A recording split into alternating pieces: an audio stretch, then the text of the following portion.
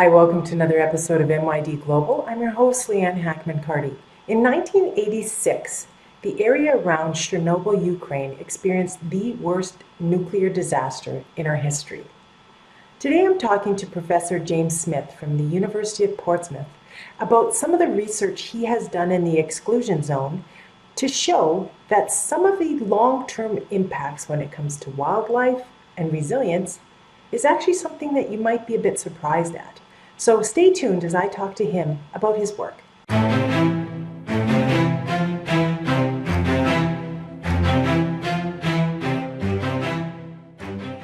Hi, Professor Smith. How are you doing today?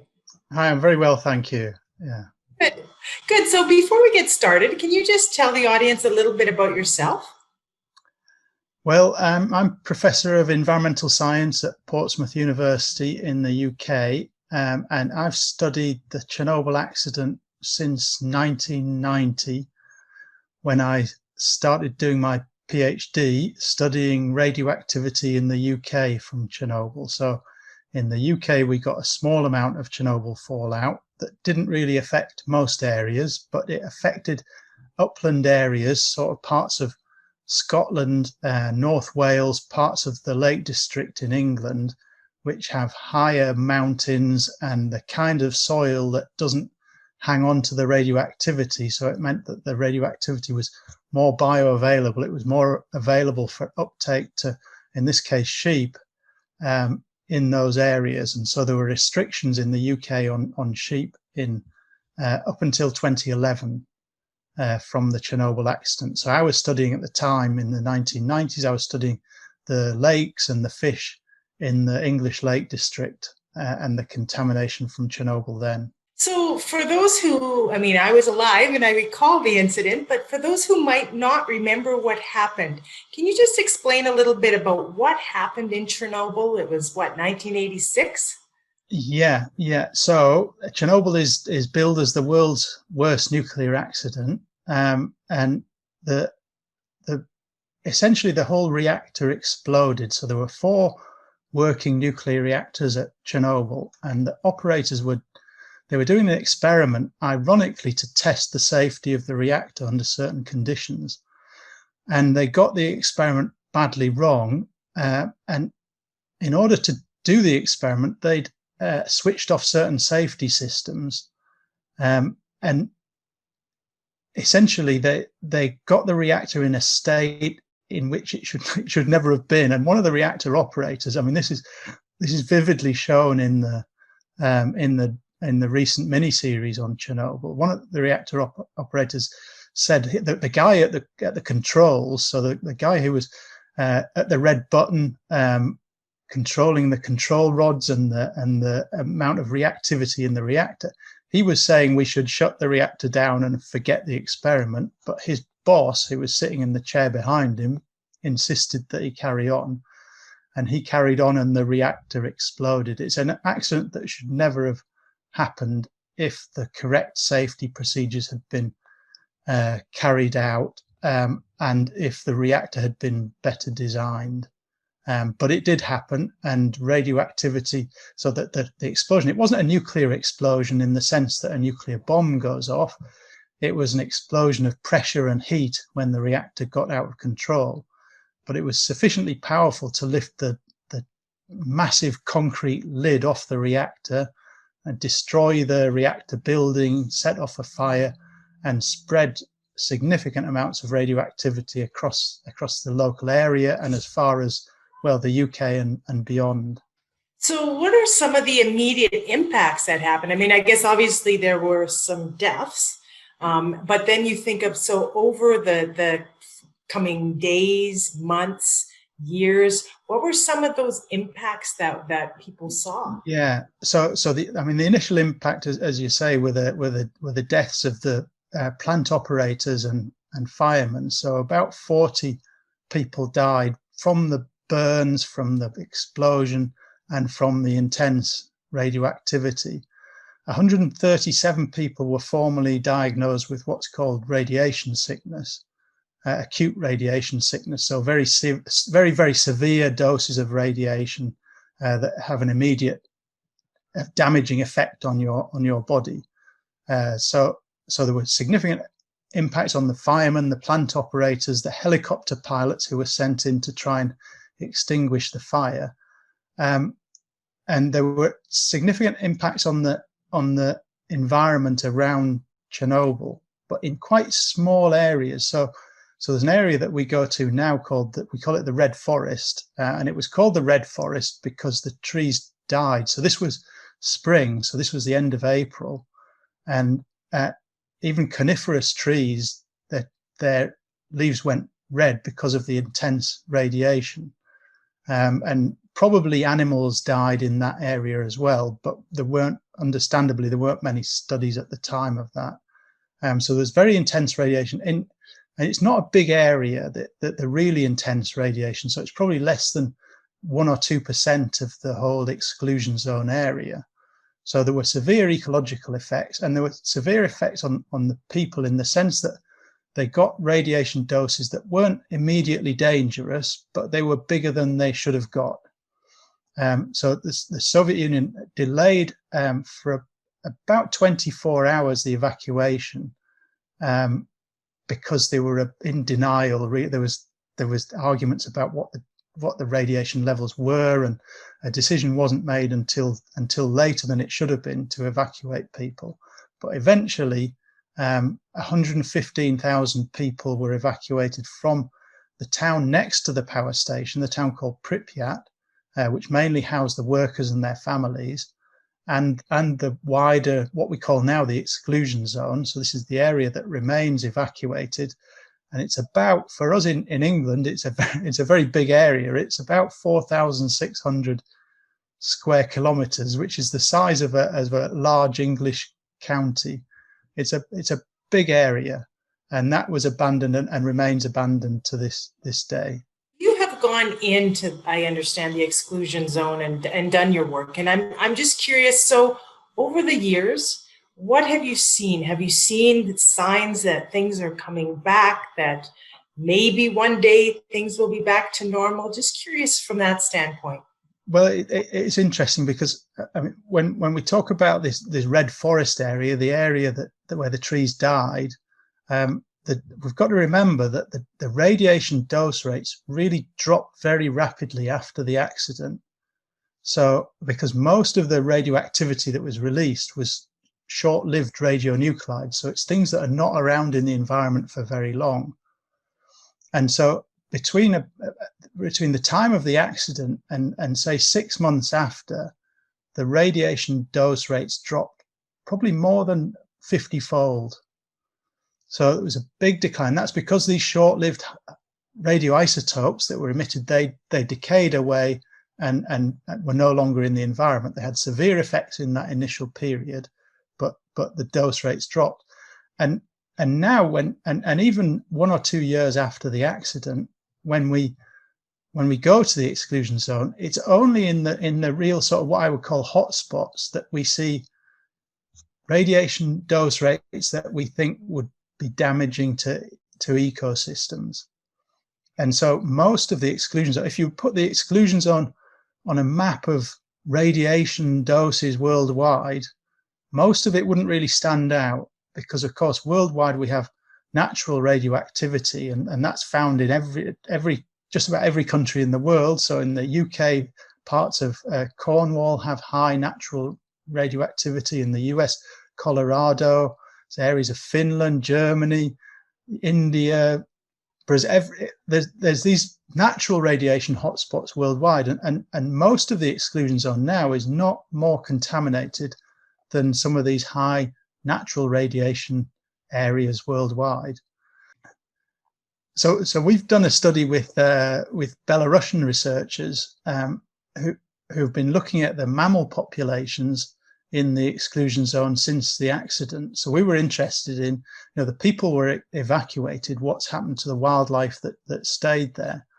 And the Belarusian researchers had really interesting data. They had 2 sets of data. One was on the helicopter surveys that they carried out every year from about 1987, so a year after the accident, up to the mid-1990s. And they counted populations of wild boar, roe deer, and elk or moose in the Belarusian part of the exclusion zone. So half of the exclusion zone is in Ukraine, half is in Belarus. And what they found was that the populations increased significantly in the years after the accident, even to higher levels than before the accident. We guess, we think, because we don't have clear data from before the accident. But there's good indications that the wildlife is more abundant than it was before the accident. So the second set of data that they had was snow track surveys. So each year after a fresh snowfall, the Belarusian researchers go out and do different walking routes. So they're about 10 kilometers long each route, and they do about 35 of them every year after a fresh snowfall. And they count and they identify the tracks of different mammals, and they count the numbers of mammals on each track. And that gave us two really interesting piece of information, because it allowed us, first, we reconstructed the radiation dose on each of those tracks, and we tried to see, could we see a higher abundance of mammals in the less contaminated areas than in the more contaminated areas? And the answer was that we couldn't see any difference. And the second thing we could do is, because in Belarus these snow track surveys are done in each of their nature reserves, we could compare the Chernobyl exclusion zone with other nature reserves in Belarus. And we found that we couldn't see a difference in the mammal abundance, that the non-predatory mammal abundance, so the wild boar, roe deer, elk or moose populations, but we could see a difference in the wolf population. And the wolf population in Chernobyl was about 7 times higher than in the other nature reserves. And that's not because the radiation's good for the wolves, but there's less hunting pressure in the exclusion zone. It's better, hunting is better controlled there. And so what our conclusion of this, we can't say, we think that in some of the hot spots in the exclusion zone, there are probably subtle effects of radiation on animals. If we look really closely, for example, we've done genetic studies on fish in the cooling pond at Chernobyl, and we do find some subtle effects. But generally, in terms of populations, they're doing fantastically well. And that's not because radiation is good for them, because human habitation is worse. So when the people were there, with the towns, the road traffic, the agriculture, forestry, hunting, all these things, they were doing much more damage to the ecosystem than the small amounts of radiation are doing. And so removing the people benefited the ecosystem. So is there a plan at some point to bring people back, or is it just an area that's going to be, there will be no population coming back to live there? Well, there are people living there, of course, because the town of Chernobyl actually is about 10 kilometers south of the plant, and that's, I wouldn't say it's lively, but it's still an abandoned town. But there's probably before the accident, population was about 25,000, and now there's probably 2,000 people.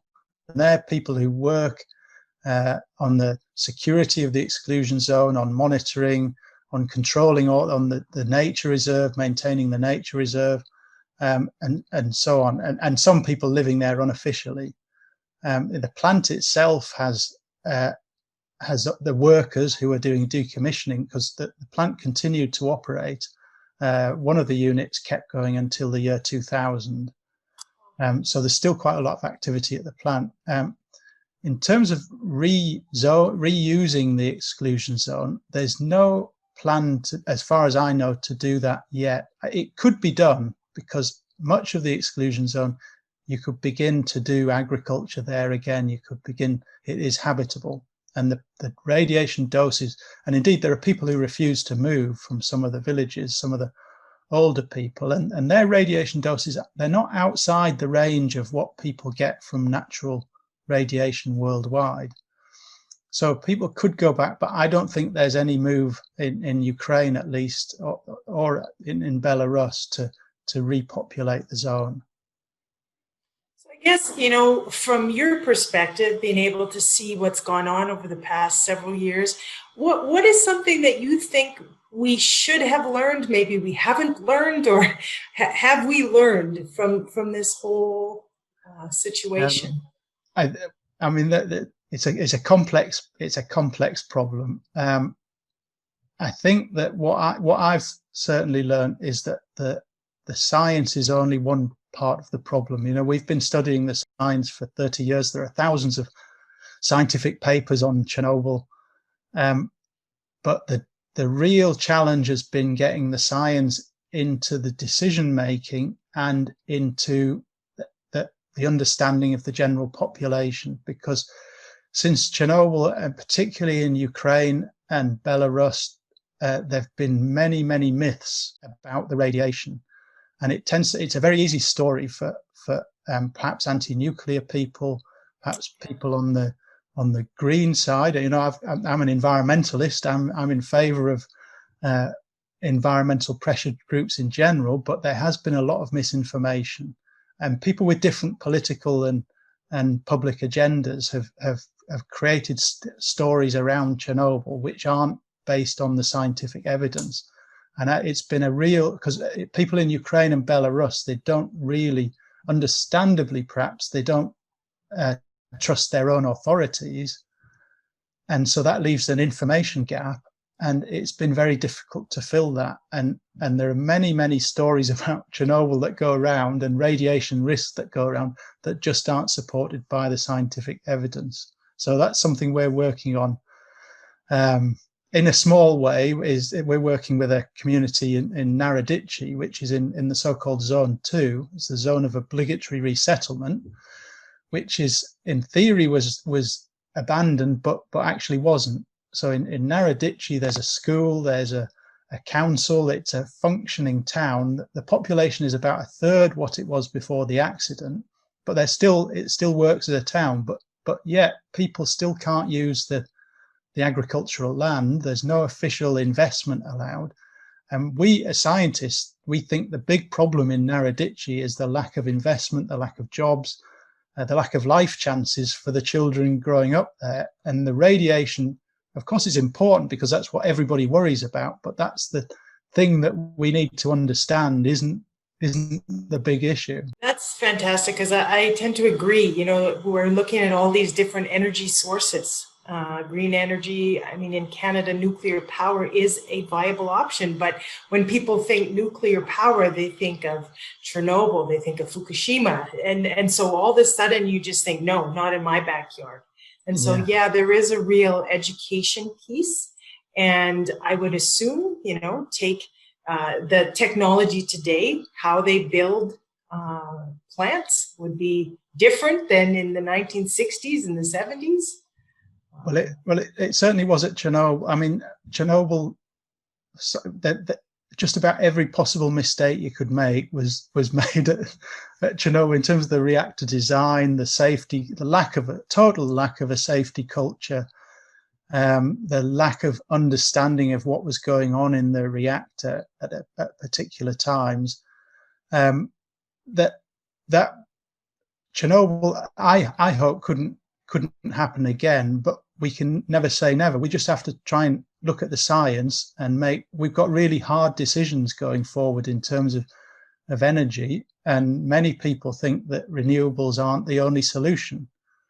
And if we want carbon-free energy, we have to really take a hard look at, I mean, I'm pro-nuclear, and that's my personal opinion, but I don't mind if people are anti-nuclear. There's very good reasons for it, but we need to base our decisions on the science and our understanding of radiation risk, rather than on some of the myths that we've seen spring up. So just before we wrap up, is there anything else you might have wanted to share? Well, the other thing we're doing is developing a drink from the abandoned areas. So we've got a project called the Atomic Vodka Project. So we did an experiment where we were interested in the long-term transfer of radioactivity into crops in the exclusion zone, and also in this second zone in Narodici. And so we grew our crops, and the crops in the exclusion zone were just slightly above the Ukrainian limit for consumption. It's a very cautious limit, but they were slightly above. But when we distilled the grain, so we grew grain and we distilled it and produced a vodka. Of course, all of the radioactivity stayed in the waste product and none of it got through to the vodka. So we're just developing at the moment production, hopefully on a small scale initially, to produce a spirit drink from the contaminated areas and to sell and hopefully make a profit, which we can then plow back into supporting those communities who've been affected by the accident. So that's what we're working on at the moment. I love it, and I love the name. Yeah, it's funny because with disasters, right, and with crisis, always comes opportunity. You just gotta find it. Sometimes it's hard, but this is very interesting. It's taking something and figuring out, so what can we do next? Yeah, Because I think we jobs. have to be positive, and I think if we want to try and help the people who've been affected by it, we have to base our decisions on the science and try and be positive and see how we can improve things. Well, thank you so much for your time. I've always wanted to look at this topic and seeing some of the research you're doing and finding out some of those myths that are being busted. I mean, I think that's fantastic. So thank you. Wishing you all the best in your work. And I look forward to the big launch of your atomic vodka. Okay, thank you very much.